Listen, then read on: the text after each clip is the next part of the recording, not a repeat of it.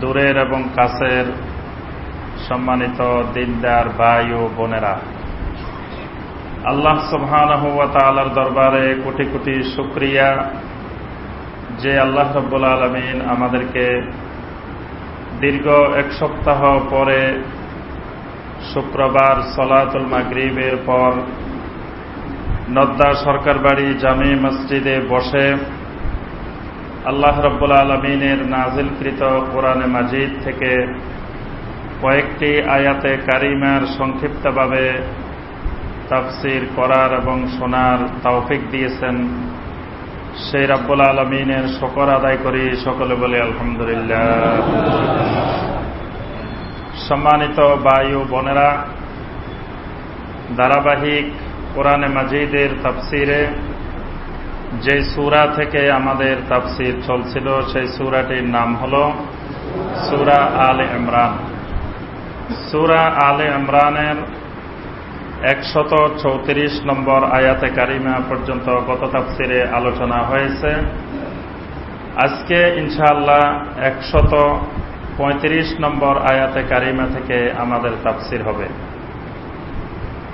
ইতিপূর্বে সূরা আলে ইমরানের 9টি পর্ব হয়েছে। আজকে সূরা আলে ইমরানের 10ম পর্বের তাফসীর হবে ইনশাআল্লাহ। তাফসীর শুরু করার আগে আমরা একটি বিষয়ে আমাদের ভাই বোনদের দৃষ্টি আকর্ষণ করতে চাই। সেটি হল, আমাদের এই কোরআনে কারিমের তাফসীর আমরা ইন্টারনেটে ওয়েবসাইটে দিয়ে দিই।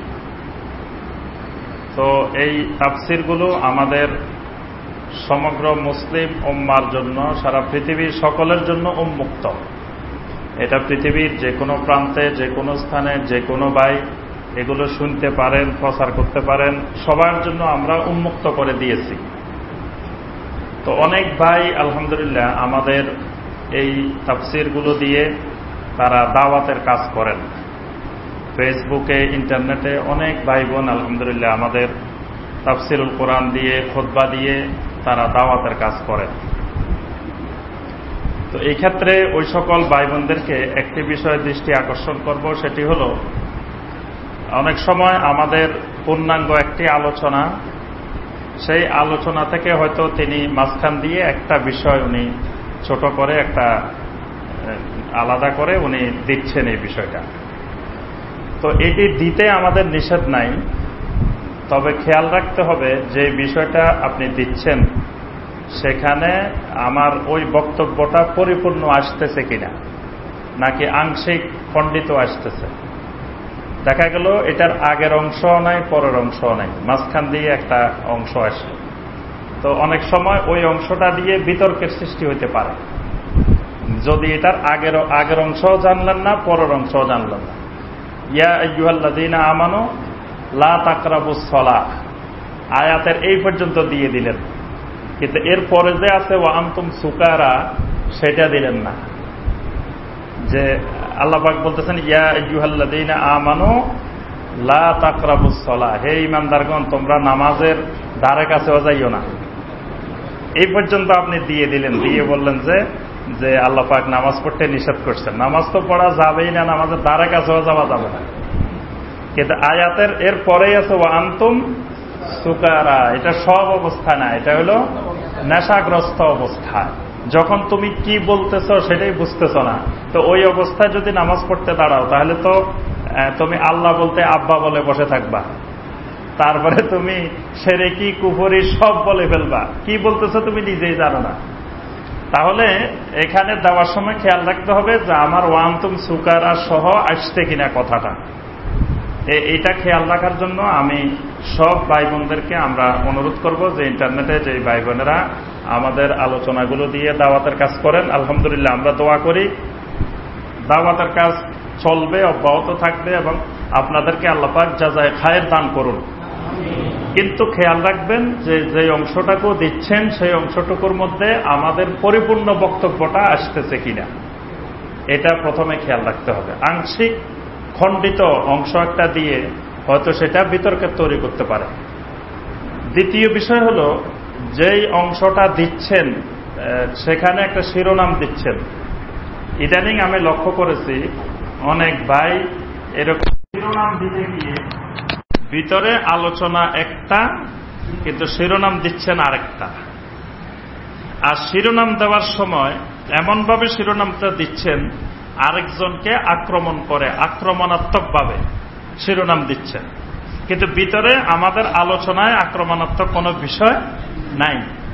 কিন্তু আপনি শিরোনাম দিয়ে দিলেন আক্রমণাত্মক ব্যাপারে, মানে বিরোধীদেরকে বা অন্যদেরকে লক্ষ্য করে আপনি একটা উস্কানিমূলক শিরোনাম দিয়ে দিলেন। তাহলে এই শিরোনামটাই, ওই আলোচনাটাই শুনবে না। যারা এই শিরোনামটা দেখবে তারা তো আলোচনাটাই শুনবে না। আমাদের মানহাজ, আমাদের উসলুব, আমাদের সিস্টেম, আমাদের মেথোডোলজি আপনাকে বুঝতে হবে। যিনি এই দাওয়াতের কাজ করবেন আমাদের তাফসিরুল কোরআন দিয়ে, খুতবা দিয়ে, আগে তাকে আমাদের মানহাজ বোঝার জন্য অনুরোধ করতেছে। আমাদের এই তাফসিরুল কোরআনের আজকে দীর্ঘ প্রায় 10 বছর আমরা এই তাফসিরুল কোরআন করি, খুতবা দিচ্ছি। আমাদের একটা নিজস্ব কিছু মানহাজ আছে, কিছু পদ্ধতি আছে, কিছু মেথোডোলজি আছে। প্রথম মেথোডোলজি হলো আমরা দুনিয়ার কোন মুসলিমকে কাফের, মুশরিক, ফাসেক, মুনাফেক বলি না। এটা হলো আমাদের 1 নম্বর মানহাজ। এটা আমাদের আহলুস সুন্নাহ ওয়াল জামাতের আকীদা পরিপন্থী। এবং আমাদের সালফে সালেহিন যারা, তারা কখনো কোন মুসলিমকে কাফের, মুশরিক, মুনাফেক বলেন নাই, গালিগালাজ করেন নাই। আমাদের পূর্ববর্তী যত সালাফ দেখেন, তাদের সবার জীবনী দেখেন। ইমাম আবু হানিফা রহমতুল্লাহ আলাইহি আমাদের সালফে সালেহিনদের একজন অন্যতম একজন সালাফ, আকীদার ক্ষেত্রে তিনি বড় একজন আমাদের সালাফ। তিনি স্পষ্ট তার আল ফিকহুল আকবরের মধ্যে বলছেন যে আমাদের আহলুস সুন্নাত ওয়াল জামাতের আকীদা হবে ওয়ালা নুকাফিরু আহাদান, আমরা পৃথিবীর কোন মুসলিমকে কাফের বানাবো না। নবী রাসূল এসেছেন পৃথিবীতে কাফেরকে মুসলমান বানানোর জন্য। তা আমরা উল্টা কাজ করতে যাব কেন? আমরা মুসলমানকে কাফের বানাবো কেন? আর একজন মুসলমান বেশি থাকা মানে আমার জামাতের, আমার দলের একটা লোক বেশি আছে। আমরা সবাই কিন্তু একটা দলের মেম্বারশিপ নিয়েছি। সে দলটার নাম কি? ইসলাম। ইসলাম নামক দলের আমরা সবাই কিন্তু এক একজন মেম্বার, এক একজন সদস্য। এই জামাতে মুসলিমিন, মুসলিমদের জামাত, মুসলিমদের ঐক্য, এটি একটি ফরজ ইবাদত। এটি হলো দ্বীনের উসুল। মুসলিমদের ঐক্য এটা হলো দ্বীনের একটা উসুল। আর ফিকহি মাসালা মাসাইল এটা হলো ফুরু, মানে এটা হলো দ্বীনের মূল। আর ফিকহি মাসালা মাসাইল হলো দ্বীনের শাখা প্রশাখা। এখন শাখা প্রশাখা ঠিক রাখতে যাই, মূল ধ্বংস করা যাবে না। এই জায়গায় আমাদের এই মানহাজে আমাদের দেশে বিরাট সমস্যা আছে। সেটা হলো আমরা ওই শাখা বাঁচাইতে যাই, গাছের গোড়া কাটে দিই, ফুরু রক্ষা করতে গিয়ে উসুল কেটে ফেলি। আমাদের মুসলিম ঐক্য, মুসলিম জামাত, এটা একটি ফরজ ইবাদত। এটা কোনো অবস্থায় বিনষ্ট হইতে দেওয়া যাবে না। এবং আমরা ওই মুসলিম ইসলাম নামক জামাতের একজন সদস্য। সারা পৃথিবীর যত মুসলিম আছে সবাই আমরা এক দল, এক জামাত। এবং কোরআনে কারিমে আল্লাহ পাক শিখিয়েছেন, কুল ইন্না সলাতি ওয়া নুসুকি ওয়া মাহইয়ায়া ওয়া মামাতি লিল্লাহি রাব্বিল আলামিন লা শারীকা লাহু ওয়া বিযালিকা উমিরতু ওয়া আনা মিনাল মুসলিমিন। ওয়া আনা মিনাল মুসলিমিন আরো অনেক আয়াতে আছে ওয়া আনা মিনাল মুসলিমিন, এই বাক্যটা আছে। ওয়া আনা মিনাল মুসলিমিন মানে আমি ওই মুসলিম জামাতের মধ্য থেকে একজন, আমি মুসলিমদের একজন।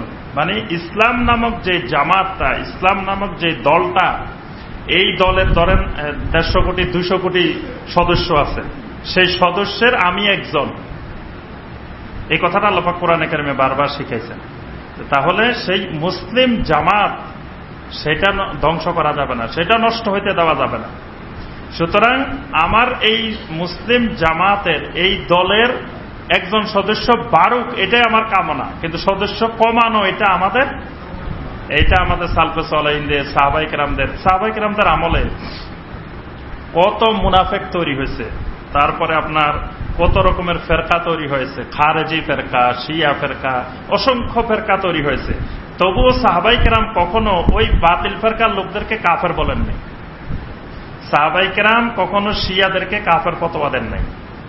তারপরে সাহাবাই কেরামের আমলে খারেজিরা বের হয়েছে, কিন্তু খারেজিদেরকে সাহাবাই কেরাম কাফের বলেন নাই। কিন্তু খারেজিদের অভ্যাস ছিল যে খারেজিরাই সাহাবাই কেরামদেরকে কাফের বলতো। খারেজিরা বড় বড় সাহাবীদেরকে কাফের বলতো, সাহাবীদেরকে হত্যা করা জায়েজ মনে করত। কিন্তু সাহাবাই কেরাম কখনো খারেজিদেরকে কাফের বলতেন না। শিয়ারা সাহাবীদেরকে কাফের বলতেন। আবু বকরকে কাফের বলছেন, নাউজুবিল্লাহ। ওমর রাদিয়াল্লাহু তাআলা আনহুকে কাফের বলছেন, ওসমান রাদিয়াল্লাহু তাআলা আনহুকে কাফের বলছেন। জমহুর বড় বড় সাহাবাই কেরামদেরকে শিয়ারা কাফের বলছেন, কিন্তু সাহাবাই কেরাম শিয়াদেরকে কাফের বলেননি। এই মানহাজটা বুঝতে হবে। এটা হলো আমাদের সালফে সালেহিনদের, সাহাবাই কেরাম থেকে শুরু করে এই শত শত বছরের ধারা, যে আমরা কাউকে কাফের বলবো না, কাফের বানাবো না। বরং যিনি বলবেন আমি মুসলিম, আমি তাকে আমার দলের সদস্য হিসাবে ধরে নিব যে উনি একজন মুসলিম। যদিও তার কর্মকাণ্ডে কুফরি থাকে, তার কাজে কুফরি থাকবে, কিন্তু তাকে কাফের বলবো না। এই কথাটা বুঝতে হবে। তার কাজটা কুফরি বা তার কথাটা কুফরি, কিন্তু সে কাফের না। কারণ সে বলতেছে আমি মুসলিম, তা আমি কেন তাকে জোর করে বলবো যে না তুমি মুসলিম না, তুমি কাফের? তাকে ঠেলে বের করে দিব কেন? এই জন্য আমরা এই মানহাজটা রক্ষা করার চেষ্টা করি। ইমাম বুখারী রাহমাতুল্লাহ আলাইহি, ইমাম বুখারী রাহমাতুল্লাহ আলাইহির মানহাজ দেখেন। ইমাম বুখারী রাহমাতুল্লাহ আলাইহি পৃথিবীর মুহাদ্দিসিনে কেরামদের মধ্যে শ্রেষ্ঠতম, অন্যতম একজন মুহাদ্দিস, ইলমে হাদিসের ময়দানে যার বিশাল অবদান। তিনি আমাদের একজন সালাফ। সেই ইমাম বুখারী রাহমাতুল্লাহ আলাইহি স্পষ্ট তিনি দেখতে পাচ্ছেন যে এই হাদিসের যে একজন রাবী, উনি মিথ্যাবাদী, উনি বেদাতি। কিন্তু ইমাম বুখারী রাহমাতুল্লাহ আলাইহি ওই রাবীকে, ওই বর্ণনাকারীকে কখনো মিথ্যাবাদী বলেন নাই। মিথ্যাবাদী বলেন নাই, তাকে বেদাতি বলেন নাই, এই জাতীয় কোন সিফাত তিনি ব্যবহারে করেন নাই। তিনি বলছেন যে এই ব্যক্তির ব্যাপারে কিছু কথা আছে, বাস ইমাম বুখারী এটা বলে ছেড়ে দিচ্ছেন। এইটা বলা মানে হলো ওই ব্যক্তি মিথ্যাবাদী, বেদাতি, বুঝে নিতে হবে। না, ইমাম বুখারী এই কথা বলতেন না, শুধু বলছেন কি এই ব্যক্তির ব্যাপারে কথা আছে, বাস। কিন্তু তিনি বলেন নাই যে এই রাবী মিথ্যাবাদী, এই রাবী বেদাতি, এই কথা বলেন নাই। এগুলো হলো আমাদের সালাফদের পদ্ধতি। ইমাম আবু হানিফা রহমতুল্লাহ আলাইহির ফিকহি মাসালার সাথে ইমাম মুহাম্মদ, ইমাম আবু ইউসুফ রাহিমাহুল্লাহ অসংখ্য মাসআলার উল্টা, বিপরীত। ইমাম আবু হানিফা রহমতুল্লাহ আলাইহি একরকম বলছেন, এরা আরেক রকম বলছেন। কিন্তু এরা কখনো বলেন নাই যে আবু হানিফা রহমতুল্লাহ আলাইহি ভুল করছেন বা আবু হানিফা রহমতুল্লাহ আলাইহি গোমরাহ হয়ে গেছেন, এই কথা তারা কখনো বলেন না। এগুলো হলো আমাদের মানহাজ। এই জন্য আমরা কোনো আলেম ওলামা, কোনো মুসলমানকে আমরা কখনো খারাপ ভাষায় কোনো গালিগালাজ, কুফরি, ফাসিকি এসব করি না। এটা আমাদের মানহাজ। এই মানহাজ খেয়াল রাখবেন। যখন আপনি ফেসবুকে শিরোনাম দিচ্ছেন, কিছু দিচ্ছেন, কাউকে আক্রমণ করে কোনো শিরোনাম দিবেন না। শিরোনামটা হবে খুব সুন্দর, শিরোনামটাই বড় বিষয়। কিন্তু শিরোনামটাই রিসার্চের, গবেষণার মূল বিষয় হলো টাইটেল, শিরোনাম। মানে এই শিরোনাম আপনি গবেষণা করতে হলে, আপনি এমফিল করেন, পিএইচডি করেন, সেখানে টাইটেলটাই হলো মূল বিষয়, শিরোনামটা। এবং শিরোনামটা এমনভাবে দিতে হবে রিসার্চে, কারো প্রতি অতিরিক্ত আবেগও থাকা যাবে না, কারো প্রতি কোনো প্রকারের বিদ্বেষও থাকা যাবে না। এইভাবে শিরোনাম তৈরি করতে হয়। তো যদি আপনি শিরোনাম না জানেন, শিরোনাম দিবেন না, কিন্তু তবু আক্রমণাত্মক হয় এরকম কোনো শিরোনাম দেওয়া যাবে না। আমাদের শিরোনাম হবে ওই যে মধুর গল্প বলছি না এর আগে, যে মধু কাকে বলে, মধুর সংজ্ঞা। মধুর সংজ্ঞা দুই রকমের দেওয়া যায়।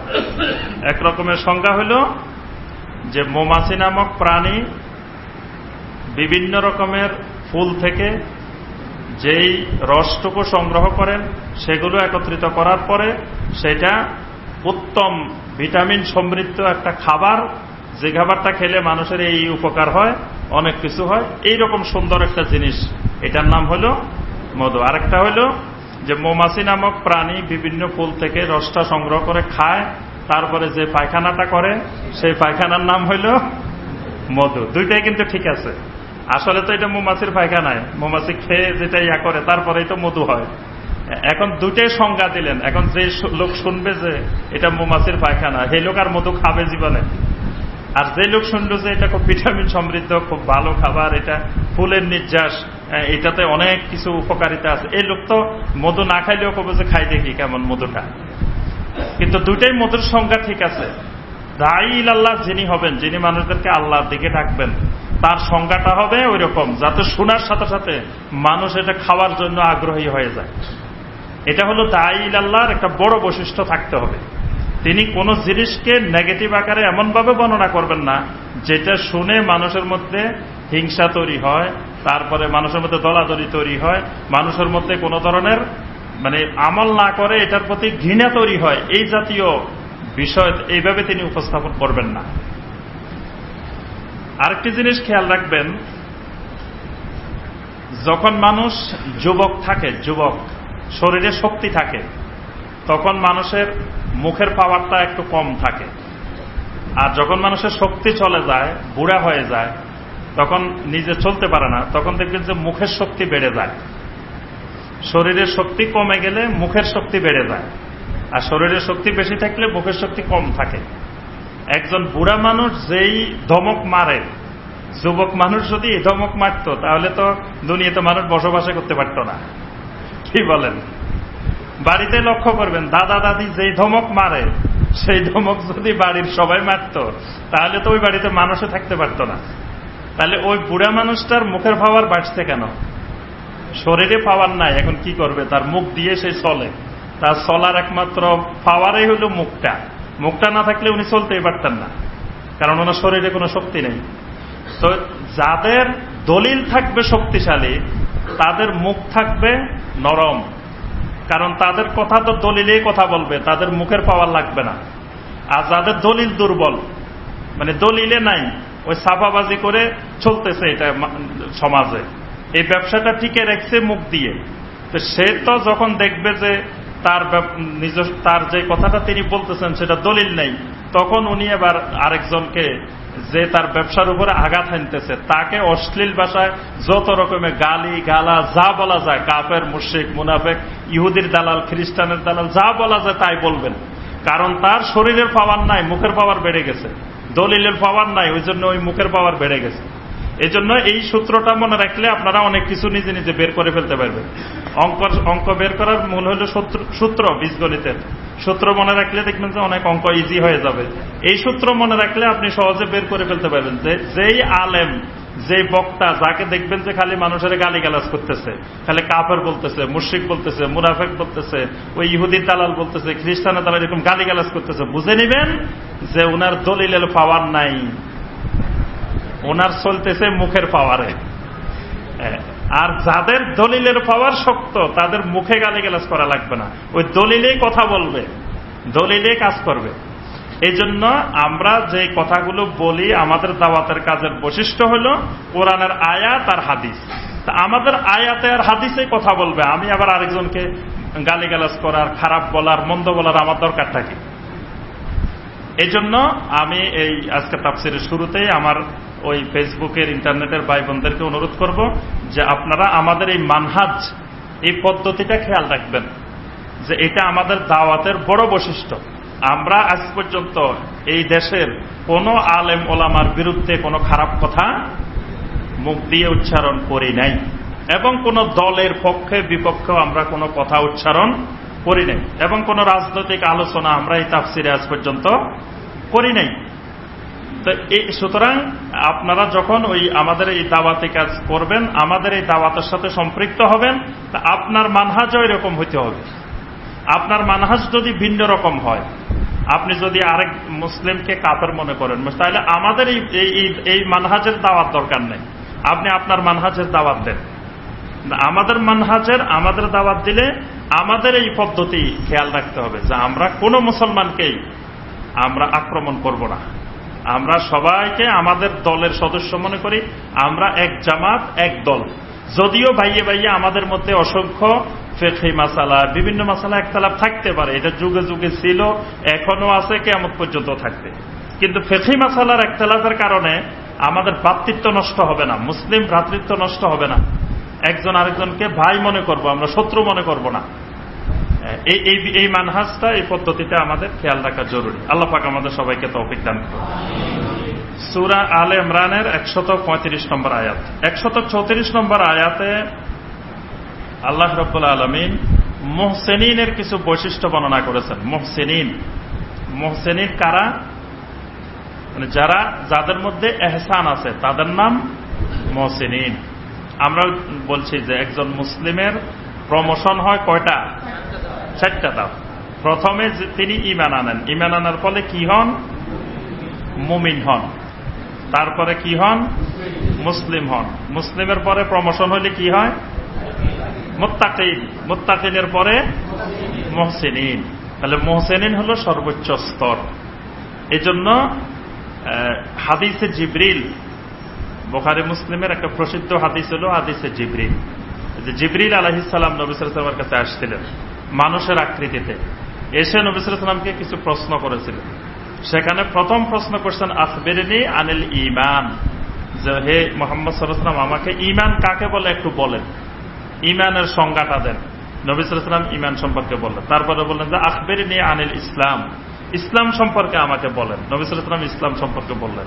তারপরে বললেন আখবিরনি আনিল এহসান, আমাকে এহসান সম্পর্কে বলেন। তখন নবী সাল্লাল্লাহু আলাইহি ওয়াসাল্লাম বললেন আনতা আবুদাল্লাহা কাআন্নাকা তারাহু ফা ইল্লাম তাকুন তারাহু ফা ইন্নাহু ইয়ারাক। এহসান হলো তুমি আল্লাহর ইবাদত এমন ভাবে করবে যেন তুমি সরাসরি আল্লাহ সুবহানাহু ওয়া তাআলাকে দেখতেছ। ফা ইল্লাম তাকুন তারাহু, যদি তুমি আল্লাহ রাব্বুল আলামিনকে না দেখো, ফা ইন্নাহু ইয়ারাক, তোমার অন্তরে এই বিষয় জাগ্রত থাকবে তো তোমাকে আল্লাহ সুবহানাহু ওয়া তাআলা দেখতেছেন। এটার নাম এহসান। তাহলে আল্লাহ পাক এখানে এহসানের এর আগের আয়াতে 134 নম্বর আয়াতে আল্লাহ পাক 3টি বৈশিষ্ট্য বর্ণনা করেছেন। একটি হলো আল্লাযীনা ইউনফিকুনা ফিস সাররাই ওয়াদ দাররাই, যারা সুখের অবস্থায় এবং দুঃখের অবস্থায়, সচ্ছল অবস্থায় অসচ্ছল অবস্থায়, সর্ব অবস্থায় যারা আল্লাহর রাস্তায় খরচ করে। শুধু সচ্ছল অবস্থায় করবে, অসচ্ছল অবস্থায় করবে না, বা সুখের অবস্থায় করবে দুঃখের অবস্থায় করবে না, এরকম না। যারা মুহসিনিন সর্ব অবস্থায় আল্লাহর রাস্তায় তারা খরচ করে, এটা মুহসিনিনদের একটি বড় বৈশিষ্ট্য। আরেকটি বৈশিষ্ট্য হলো ওয়াল কাযিমিনাল গায়জ, তারা নিজেদের রাগকে সংবরণ করে। রাগ সংবরণ করা এটা বড় কঠিন জিনিস, এই জন্যই এটা মুহসিনিনের অন্তর্ভুক্ত, মুহসিনিনের সিফাত, এহসানের সিফাত। এই জন্য দেখা যায় আমাদের কোন কোন ভাই মাঝে মাঝে এমন রাগ করেন, রাগের ঠেলায় কি বলে বলতেছেন সেটাও ঠিক থাকতে পারেন না।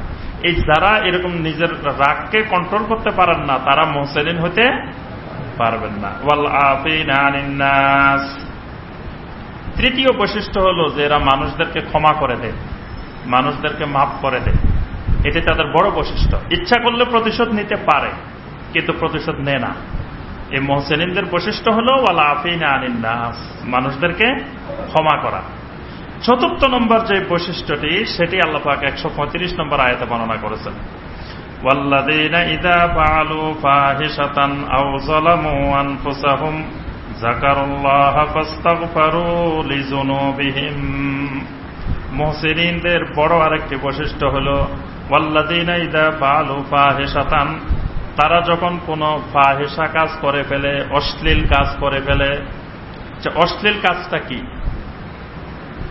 অশ্লীল কাজ আল্লাহ পাক কোরআনে কারিমে কয়েকটি জিনিসকে সরাসরি অশ্লীল বলছেন, ফাহিশা বলছেন।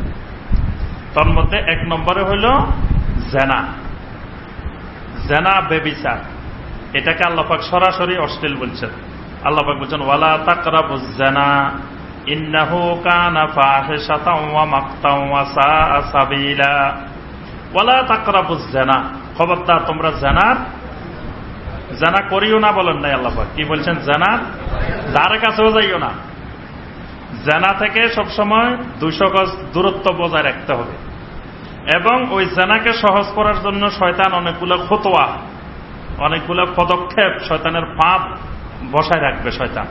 এগুলো আস্তে আস্তে 1 ধাপ 2 ধাপ 3 ধাপ 4 ধাপ 5 ধাপ 6 ধাপে আসে, তারপরে এটা জানার রূপ নেবে।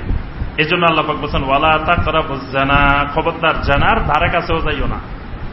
ইন্নাহু কানা ফাহিশা, জানাটা হলো ফাহিশা। 1 নম্বরে জানার বৈশিষ্ট্য হলো যে এটা ফাহিশা কাজ। আল্লাহ পাক জানাকে সরাসরি ফাহিশা বলছেন। আবার সমকামিতাকে আল্লাহ পাক ফাহিশা বলছেন।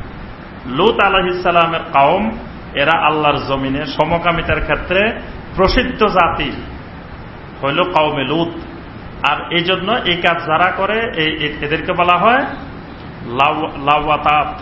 লেওয়াতাত বলা হয়। সমকামিতার আরবি হল লেওয়াতাত। এটা লূতের জাতি থেকে নামটা আসছে, মানে এটা পরিচয়টাই আরবি ভাষা হয়ে গেছে এইভাবে। এটাকেও আল্লাহ পাক বলছেন ফাহিশা। আল্লাহ পাক এই সমকামিতাটাকে এটাকেও আল্লাহ পাক ফাহিশা বলছেন। এরপরে আপনার এই জাতীয় আরো যত কার্যক্রম আছে, অর্থাৎ জেনা সমকামিতার মতো আরো যতগুলো কার্যক্রম আছে, এই সবগুলাকে বলা হয় ফাহিশা। এগুলা অশ্লীলতা। এইগুলা থেকে বিরত থাকার বড় মাধ্যম কি? সলাত। আল্লাহ পাক বলছেন ইন্না সলাতা তানহা আনিল ফাহশাই ওয়াল মুনকার। সলাতটা হলো ফাহিশা থেকে বিরত রাখে। এজন্য সলাত যদি মজবুত হয়, 5 ওয়াক্ত সলাত যদি ঠিক থাকে, তাহলে জেনা, ব্যভিচার, সমকামিতা এইগুলা কমে যাবে। এটার বড় চিকিৎসা হলো সলাত। আল্লাহ পাক বলছেন সলাতেই মানুষকে ফাহিশা থেকে বিরত রাখে। তা আল্লাহ পাক এখানে মুহসিনিনের বৈশিষ্ট্য বলতেছেন যে এরা যদি কখনো কোনো অবস্থায় কোনো ফাহিশা কাজ করে ফেলে, আও যালামু আনফুসাহুম, অথবা নিজেদের নফসের উপরে জুলুম করে ফেলে। নফসের উপরে জুলুম করা মানে গুনাহ করা। যে কোনো গুনার কাজটাই নফসের উপরে জুলুম। নফসের উপরে জুলুম কেমনে? মানে আপনার আমার নফসের অধিকার হইল এটা জান্নাতে যাবে, এটা তার অধিকার। আমি একটা গুনার কাজ করে আমার নিজেকে জান্নাতি না বানাই জাহান্নামী বানাইলাম, এটা আমার নিজের উপরে জুলুম করছে। বুঝতে পারছেন? এই জন্য আল্লাহ পাক গুনাহকে নফসের উপরে জুলুম বলছেন। যেমন আদম আলাইহিস সালাম আর হাওয়া আলাইহিস সালাম দোয়া করছিলেন, রব্বানা যালামনা আনফুসানা, রব্বুল আলামিন আমরা আমাদের নফসের উপরে জুলুম করছি। অথচ ওখানে গাছের ফল খাইছে সেই কথা কিন্তু বলেন নাই। বলছেন কি? নফসের উপরে জুলুম করছে, মানে ওইটা করতে আল্লাহ পাক নিষেধ করছিলেন, আমরা করে ফেলছি। করার কারণে এখন আমরা শাস্তির হকদার হয়ে গেছি। অথচ আমার শরীর এই শাস্তির হকদার ছিল না। তা আমি নিজে শরীরকে শাস্তির হকদার বানাইছি, এই জন্য আমার নিজের উপরে আমি জুলুম করছি। তা আল্লাহ পাক বলতেছেন এইরকম কোন গুনার কাজ করে ফেললে বা অশ্লীল কোন কাজ করে ফেললে যাকারুল্লাহ, তারা সাথে সাথে আল্লাহর কথা মনে পড়ে যায়। যারা মুহসিনিন তারা এই গুনার কাজ হয়তো শয়তানের ধোঁকায় পড়ে করে ফেলতে পারে, কিন্তু করার পরে যাকারুল্লাহ, সাথে সাথে তাদের আল্লাহর কথা স্মরণে পড়ে যায়। ফাস্তাগফারু লিযুনুবিহিম, ফাস্তাগফারু লিযুনুবিহিম। আরবি ভাষায় একটা হলো ফা আর একটা হলো সুম্মা। ফা মানে একেবারে সাথে সাথে, আর সুম্মা মানে একটু পরে। আল্লাহ পাক বলতেছেন মুহসিনিন যারা, তারা ফাস্তাগফারু লিযুনুবিহিম, এই গুনাহটা করার সাথে সাথে আর দেরি করে না। এই জন্য আল্লাহ পাক ফা ব্যবহার করছেন। ফাস্তাগফারু লিযুনুবিহিম, সাথে সাথে তারা তাদের গুনার জন্য আল্লাহর কাছে ইস্তিগফার করে। সুবহানাল্লাহ। এই ইস্তিগফার করা, তাওবা করা, এটা মুহসিনিন বান্দাদের বড় একটি বৈশিষ্ট্য। এরা যখনই কোনো অশ্লীল কাজ, কোনো গুনার কাজ করে ফেলে, সাথে সাথে তারা আল্লাহর কাছে ইস্তিগফার করে। ওয়া মান ইয়াগফিরুয যুনুবা ইল্লাল্লাহ, আল্লাহ পাক বলতেছেন ওয়া মান ইয়াগফিরুয যুনুবা ইল্লাল্লাহ, আল্লাহ ছাড়া আর কে আছে যে তোমাদের গুনাহ মাফ করতে পারে? আল্লাহ পাক প্রশ্ন করতেছেন ওয়া মান ইয়াগফিরুয যুনুবা ইল্লাল্লাহ। আল্লাহর কাছে ইস্তিগফার না করে কার কাছে ইস্তিগফার করবা? কারণ আল্লাহ ছাড়া আর কে আছে তোমার গুনাহ মাফ করবে? এই জন্য ইস্তিগফার করার সময় বলতে হবে যে আল্লাহ, আমার তো আর কোনো দিকে যাওয়ার রাস্তা নাই, আমার গুনাহ মাফ করার একমাত্র মালিক আপনি, আপনি ছাড়া তো আর কেউ নেই, তা আমি আর কার কাছে যাব? এই জন্য গুনাহ করিয়া যাই করি আপনার কাছেই আবার ফিরে আসছি। আল্লাহ পাক বলতেছেন ওয়া মান ইয়াগফিরুয যুনুবা ইল্লাল্লাহ, কে আছে আল্লাহ ব্যতীত যে তোমাদের গুনাহ মাফ করবে? আমাদের দেশের একজন সম্মানিত পীর সাহেব, তার অনেক মুরিদান আছে, লক্ষ লক্ষ মুরিদান আছে। তো তিনি তার মাহফিলে ইল্লাল্লাহ জিকিরের দলিল দিয়েছেন এই বাক্যটা দিয়ে।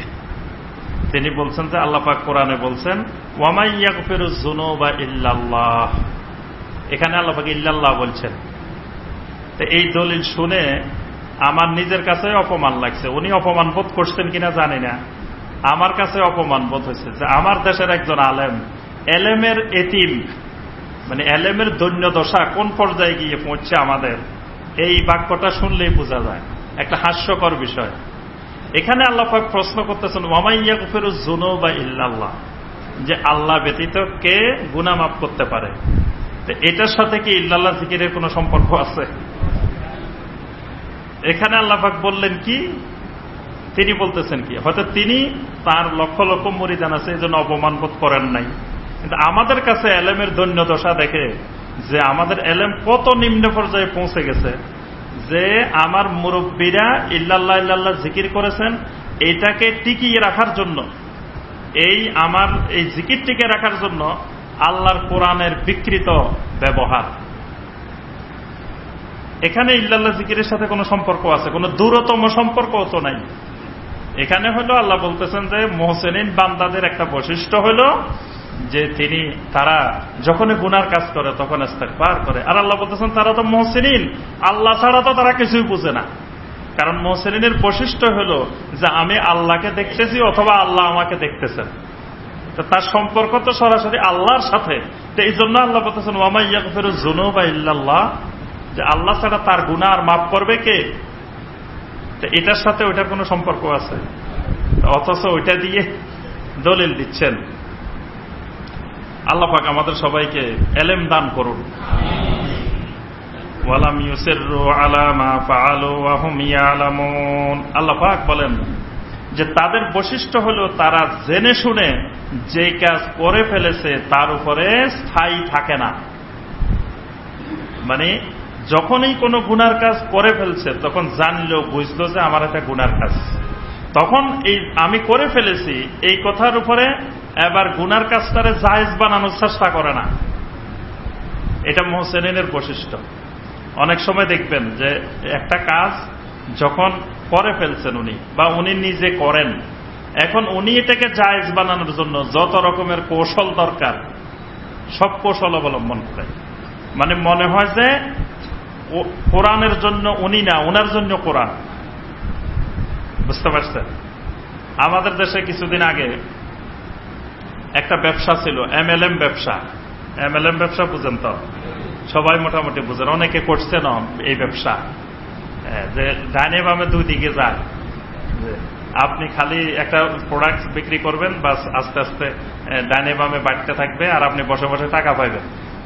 এই MLM ব্যবসার বড় ছিল, ডেস্টিনি ছিল, আরো অনেকগুলো কোম্পানি ছিল না, গাছ বিক্রি করতো, কত কিছু করতো। তো যাই হোক, তখন শাইখ বিন বাজ রহমতুল্লাহ আলাইহির সৌদি আরবের একটা ফতোয়া ছিল এই MLM ব্যবসার উপরে। উনি সুস্পষ্ট ফতোয়া দিয়েছিলেন, সৌদি আরবের গ্র্যান্ড মুফতি, যে এটা সম্পূর্ণ হারাম। MLM ব্যবসা এটা ইসলামী শরীয়তে ব্যবসা না, এটা ধোঁকাবাজি, এটা প্রতারণা, এটা গরার, এটা ইসলামে জায়েজ নাই। কিন্তু তখন দেখতাম যে এসব কোম্পানিগুলো এলাকায় এলাকায় বিভিন্ন সেমিনার করত এবং ওই সকল সেমিনারে অনেক আলেম ওলামা থাকত। আলেম ওলামারা বুঝাইতো যে MLM ব্যবসা জায়েজ, এটা তো শরীয়তের কোনো লঙ্ঘন নাই, এটা বোঝানো হইতো। অথচ এটা যে ধোঁকাবাজি ব্যবসা, এটা তো এখন সুস্পষ্ট প্রমাণিত, সকলের কাছে প্রমাণিত। এরকম আরো অসংখ্য বিষয় আছে। বিমার নামে, ইন্স্যুরেন্সের নামে আমাদের দেশে বিশাল ব্যবসা, এবং বিমার আগে যদি ইসলামী লাগাই দিতে পারে তাহলে তো আরো বড় ব্যবসা, যে ইসলামী ইন্স্যুরেন্স। অথচ ইন্স্যুরেন্সের কোন পদ্ধতি ইসলামে স্বীকৃত না, সেটা ইসলামে লেখা থাকুক আর ইসলামে লেখা না থাকুক, ইন্স্যুরেন্সের পদ্ধতিটাই ইসলাম বহির্ভূত পদ্ধতি। ইসলাম মানুষের কল্যাণের জন্য যাকাত ব্যবস্থা করেছেন। তারপরে ইসলামের আরো অনেক ব্যবস্থাপনা আছে, যে ব্যবস্থাপনা সমাজে থাকলে আর ইন্স্যুরেন্স পদ্ধতি লাগে না। ইন্স্যুরেন্স পদ্ধতিটাই ইসলাম বহির্ভূত বিষয়, অথচ এটাকে অনেকে আমরা জায়েজ বানাই।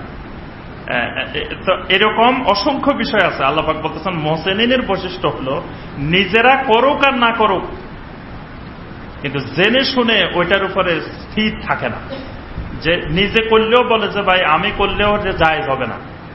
আমি তো মাঝে মাঝে আমাদের ভাইদেরকে বলি যে আমার কাজ দেখেও মনে করবেন না যে এটা হক। যেমন আমরা ফরজ নামাজের পরে লম্বা মোনাজাত করি, তো তো অনেক ভাইয়ের অভিযোগ যে এই হুজুরের মনে করতাম সহি, এই হুজুর দেখে আবার লম্বা মুনাজাত করে। এটা অনেকের অভিযোগ আছে।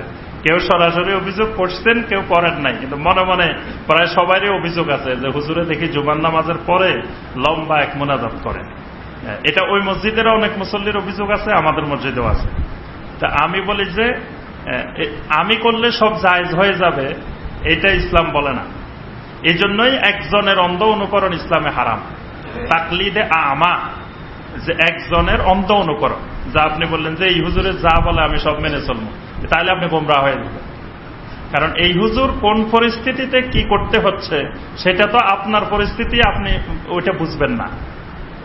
তা আপনি যদি সব অনুকরণ করতে থাকেন তা আপনি গোমরাহ হয়ে যাবেন, হকের উপরে থাকা সম্ভব হবে না। কারণ আমি কেন করতেছি ওইটার জবাব আমি রেডি করে, আল্লাহর কাছে কি জবাব দিব রেডি করেই করতেছি। তা আপনি তো আর ওই জবাব রেডি করতে পারবেন না। সুতরাং আপনি ওইটা থেকে দূরে থাকেন, আপনি এই ক্ষেত্রে এটা অনুসরণ করবেন না। আবার উল্টা ফতোয়া দিয়েন না যে উনি গোমরাহ হয়ে গেছে, উনি এটাকে বেদাত বলেন, আবার উনি এটা করেন। সুতরাং আমরা করি আর না করি, কিন্তু আমরা হালালকে হালাল জানি, হারামকে হারাম জানি, বেদাতকে বেদাত জানি, সুন্নতকে সুন্নত জানি। কিন্তু আমি করি বলে সেটাকে জায়েজ বানানোর জন্য কোরআন সুন্নাত দলিল খুঁজতে থাকবো, বিষয়টা এরকম করা যাবে না। এটাকে আল্লাহ পাক বলছেন ওয়ালাম ইউসিররু আলা মা ফাআলু ওয়া হুম ইয়ালামুন। তারা নিজেরা জেনে শুনে কোনো বিষয় করে ফেললে সেটার উপরে ইস্তেকামত থাকে না। তারা ভুল স্বীকার করে নেয় যে আমার এটা ভুল হয়ে গেছে, আমার এটা পদ্ধতি সঠিক না। এরকম অসংখ্য পদ্ধতি পাইবেন যে আইম্মায়ে কেরামের, যে তারা এই কাজটাকে প্রথমে হালাল বলছেন, পরবর্তীতে যে বলছেন যে না আসলে এটা ঠিক না, এটা আমার ইজতিহাদ ভুল হয়েছে, এটা তারা স্বীকার করে নিছেন। ইমাম আবু হানিফা রাহমাতুল্লাহ আলাইহির জন্য বলছেন যে তোমরা আমার দলিল না দেখে তোমরা আমার কোনো কিছু অনুসরণ করিও না, কারণ আমি আজকে এক কথা বলি, কালকে আরেক কথা বলি। ইমাম আবু হানিফা রাহমাতুল্লাহ সকল ইমামের দেখবেন যে একটা মাসালা জীবনের প্রথম অবস্থায় একরকম বলছেন, শেষ অবস্থায় আরেক রকম বলছেন। তাহলে কি উনি ভুল করছেন? ভুল করেন নাই, উনি উনার ভুল থেকে সঠিক পথে আসছেন। এই জন্য জীবনের প্রথমে এক রকমের ফতোয়া ছিল, শেষ দিকে এসে আরেক রকমের ফতোয়া আছে। এটা পৃথিবীর যত বড় বড় আলেম আছে সবাই দেখবেন। সৌদি আরবের শাইখ বিন বাজ রহমতুল্লাহ আলাইহি, তার অনেক ফতোয়া দেখবেন যে জীবনের প্রথম দিকে একরকম ছিল, শেষ দিকে উনার অনেক ফতোয়া ব্যতিক্রম হয়েছে। উনি ওই আগের ফতোয়া থেকে ফিরে আসতেন, যে উনি বুঝতে পারতেন যে আগের ফতোয়া যেটা দেওয়া হয়েছে এটা সঠিক ছিল না। এই জন্য আবু হানিফা রাহমাতুল্লাহ আলাইহি বলছেন যে তোমরা দলিল না দেখে আমার অনুসরণ শুরু করিও না, কারণ আমি তো আজকে এক ফতোয়া দিচ্ছি, কিছুদিন পরে আরেক ফতোয়া দিচ্ছি। তুমি দলিল না দিলে তো তুমি আগেরটা পরেরটা কোনটা বুঝবা না। উলাইকা জাযাউহুম মাগফিরাতুম মির রাব্বিহিম, আল্লাহ পাক বলেন এদের জাযা, এই মুহসিনিনদের প্রতিদান হলো মাগফিরাতুম মির রাব্বিহিম, তাদের রবের পক্ষ থেকে মাগফিরাত। সুবহানাল্লাহ। মুহসিনিন বান্দাদের যারা এই কাজগুলা করে এদের আল্লাহ পাক জাযা পুরস্কার দিবেন কি? মাগফিরাতুম মির রাব্বিহিম, তাদের রবের পক্ষ থেকে মাগফিরাত। মাগফিরাত হলে আর দরকারটা কি? আল্লাহ পাক যদি কিয়ামতের দিন ডাকে বলেন এই শুনো আমি তোমাদের সব মাফ করে দিছি, সুবহানাল্লাহ, আর কি দরকার বলেন? এবার জান্নাতে দিকে যেখানে দিক মাফ করে দিচ্ছেন, খালি এই ঘোষণা দিলেই তো হলো। আল্লাহ পাক বলতেছেন মুহসিনিনদের জন্য বড় প্রতিদান মাগফিরাতুম মির রাব্বিহিম, তাদের রবের পক্ষ থেকে ক্ষমা, মাগফিরাত। ওয়া জান্নাতুন তাজরি মিন তাহতিহাল আনহার, আর এমন জান্নাত যে জান্নাত বিভিন্ন নহরে প্রবাহমান, বিভিন্ন নহর প্রবাহমান, মানে নহর বেষ্টিত, নহরকৃত, শুধু নহর আর নহর, বিভিন্ন নহরের এলাকা, সেই জান্নাত, সেই বাগান। খালিদিনা ফিহা, আর এই মুহসিনিনেরা এই জান্নাতে ঢুকলে সেখানে স্থায়ীভাবেই থাকবেন। ওয়া নি'মা আজরুল আমিলিন, এটা কতই না সুন্দর পারিশ্রমিক, এটা শ্রমিকের কতই না সুন্দর উজরত, কতই না সুন্দর পারিশ্রমিক। কাদ খালাত মিন ক্বাবলিকুম সুনানুন ফাসিরু ফিল আরদি ফানজুরু কাইফা কানা আকিবাতুল মুকাজ্জিবিন। আল্লাহ পাক বলেন তোমাদের পূর্বে যারা অতিবাহিত হয়েছে তাদের সাথে আমি আল্লাহর অনেকগুলো সুন্নাহ, অনেকগুলো সুনান অতিবাহিত হয়েছে। আল্লাহ পাকের কিছু সুন্নাহ আছে, আল্লাহ পাক নিজেও কিছু নিয়ম নীতির মেনে চলেন, কিন্তু আল্লাহ পাক নিয়ম নীতির বাহিরে। আল্লাহ পাক নিয়ম নীতি না মানলেও চলে, কিন্তু আল্লাহ পাক নিজে ইচ্ছা করে মেনে চলেন। যেমন ধরেন মেঘ ছাড়া আল্লাহ পাক বৃষ্টি দিতে পারেন, আল্লাহর এই ক্ষমতা আছে না? কিন্তু কোনদিন দেখছেন মেঘ নাই বৃষ্টি হইতেছে? এই যে মেঘ হয় তারপরে বৃষ্টি হয়, এটা আল্লাহ পাকের একটা সুন্নাত। কিন্তু আল্লাহ পাকের ক্ষমতা আছে মেঘ ছাড়াও আল্লাহ পাক বৃষ্টি দিতে পারেন, কিন্তু আল্লাহ পাক এই সুন্নতের বিপরীত করেন না। এই জন্য আল্লাহ পাক কোরআনে অনেক জায়গায় বলছেন ওয়ালান তাজিদা লিসুন্নাতিল্লাহি তাবদীলা, কোন জায়গায় বলছেন ওয়ালান তাজিদা লিসুন্নাতিল্লাহি তাহবীলা। আল্লাহর সুন্নতের কোনো পরিবর্তন তোমরা দেখবে না। আল্লাহ পাকের এই পুরো পৃথিবীর সকল সৃষ্টির ক্ষেত্রে, যেমন মানুষ সৃষ্টির ক্ষেত্রে মা বাবার মাধ্যমে আল্লাহ পাক মানুষ সৃষ্টি করেন। ইচ্ছা করলে তো মা বাবা ছাড়াও পারেন। আদম আলাইহিস সালামকে করছেন না, ঈসা আলাইহিস সালামকে করছেন না, কিন্তু আল্লাহ পাক ওই সুন্নাহর ব্যতিক্রম করেন না। তো আল্লাহ পাক বলতেছেন যে তোমরা পূর্ববর্তী জাতিগুলোর মধ্যে আমার কিছু সিস্টেম, কিছু পদ্ধতি তোমরা দেখো। ফাসিরু ফিল আরদে, আর এগুলো দেখার জন্য জমিনে ভ্রমণ করো। দেখেন ট্যুরিজমের আয়াত, পর্যটনের আয়াত। আল্লাহ পাক বলতেছেন ফাসিরু ফিল আরদে, জমিন ভ্রমণ করো, জমিনে ঘুরো, দেখো। কি দেখতে যাবা? আল্লাহর নিদর্শন। পূর্বেকার সুনান, মানে আল্লাহ পাক কোন জাতির সাথে কি ব্যবহার করছেন, ওই জাতি আল্লাহর সাথে কি নাফরমানি করছে, আল্লাহ পাক কি আযাব দিচ্ছেন। যেমন কওমে লূতের এলাকা আজও পৃথিবীতে বিদ্যমান। তারপরে ফেরাউন এই শয়তান দুনিয়ার মানুষের সাথে, আম্বিয়া আলাইহিস সালামের সাথে কি জুলুম করেছিল, সেই জুলুমের ইতিহাস আল্লাহ পাক কোরআন জুড়ে বর্ণনা করেছেন। সেই জুলুমের পরিণতি কি হয়েছিল সেটা আমাদের সামনে বিদ্যমান। তারপরে এরকম অসংখ্য জিনিস আল্লাহ পাক বলতেছেন তোমরা পৃথিবীতে ঘুরো, ভ্রমণ করে দেখো।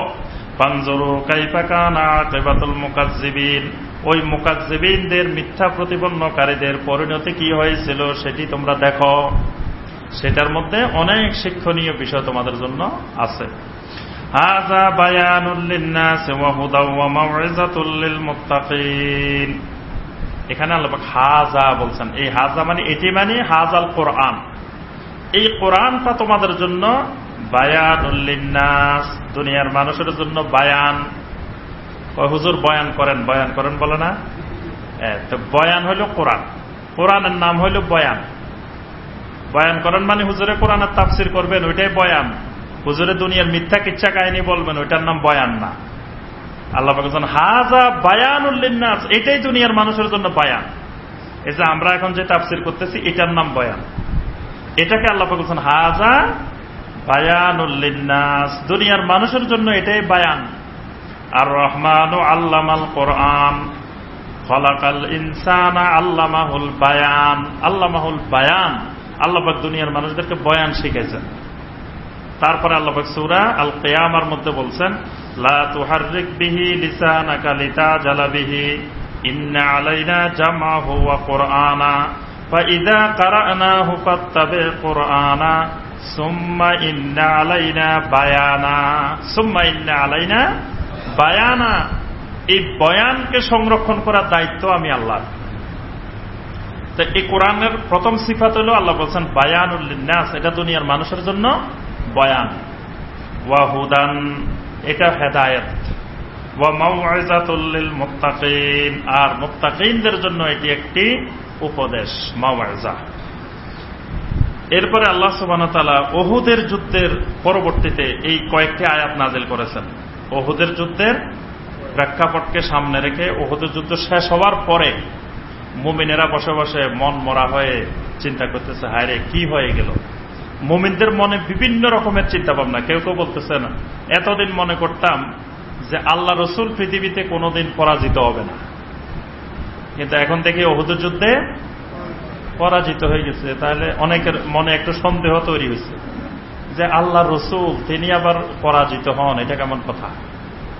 কারণ তাকে তো আল্লাহ সরাসরি সাহায্য করেন, তা আল্লাহ যদি সাহায্য করেন তো রাসূল পরাজিত হবেন কেন?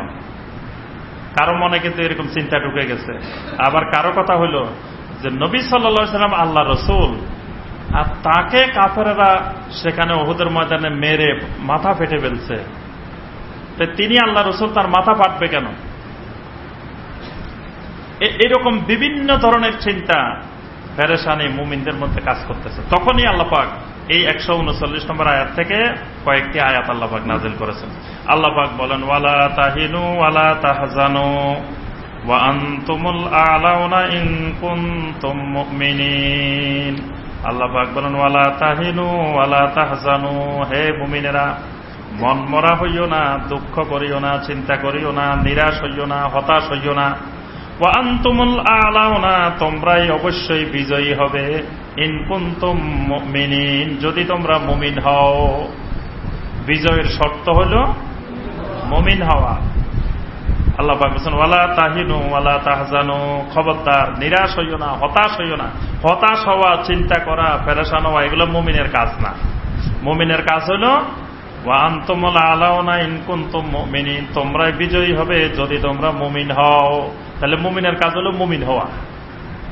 মুমিন হলেই বিজয় হবে। তাহলে আপনার দ্বীনের বিজয়ের জন্য, ইসলামের বিজয়ের জন্য, কোরআনের বিজয়ের জন্য শর্ত কি? মুমিন হওয়া। তাহলে আপনার দাওয়াত হবে কিসের? ঈমানের, তাওহীদের। তাওহীদের দাওয়াত হবে। তাওহীদ যখন ঠিক হয়ে যাবে মুমিনদের মধ্যে, মুমিন হওয়া মানে কি?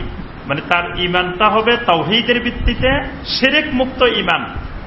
যখন একটা দেশের, একটা সমাজের মানুষের ঈমান যখন তাওহীদ ভিত্তিক হবে, শিরক মুক্ত হবে, তখনই তারা বিজয়ী হবে।